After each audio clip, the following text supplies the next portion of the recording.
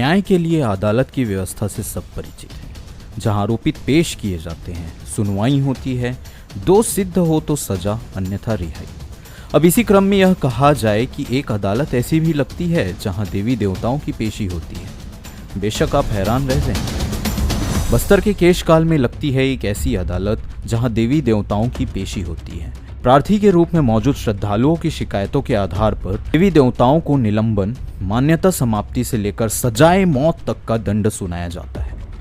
केशकाल में परंपरा अनुसार प्रतिवर्ष भादो मास के कृष्ण पक्ष में शनिवार के दिन भादो जात्रा का आयोजन किया जाता है। जात्रा से पहले 5 अथवा 7 शनिवार को सेवा की जाती है और अंतिम शनिवार के दिन इस जात्रा का आयोजन होता है।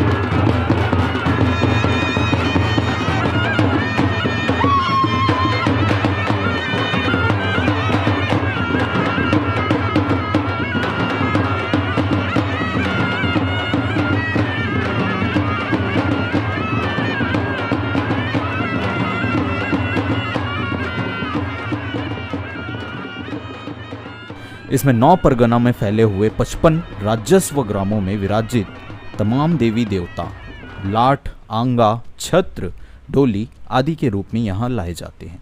देवी देवताओं को भी पक्ष रखने का मौका मिलता है।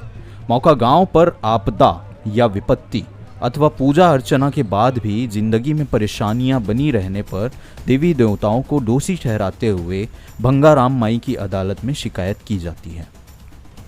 देवी देवताओं को भी अपना पक्ष रखने का अवसर दिया जाता है। उनके प्रतिनिधि के रूप में पुजारी, गायता, सिरहा, मांझी व मुखिया मौजूद रहते हैं। मंदिर परिसर के पीछे एक पर्वतीय ढलान आरंभ होती है। ठीक वहीं पर कई आंगा देव जमीन पर पड़े हुए मिलते हैं। सजा कल देंगे। सजा हो गया। सजा हो गया। हो गया।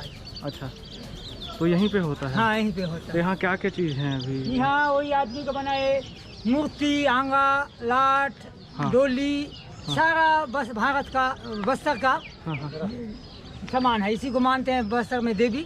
वो बयान नहीं देने से इसी को ठंडा कर देते हैं। अच्छा, पूछताछ करते हैं। अच्छा, हर साल होता है? हर साल होता है। अच्छा अच्छा, ठीक है। अब यहाँ का मैन हलवा लोग मैन पुजारियाँ हैं भंगाराम का। अच्छा, हो अभी सब पढ़े लिखे लेके हम तुम बोलते हैं, बाकी वो कोई नहीं। यहाँ का भंगाराम का पुजारी।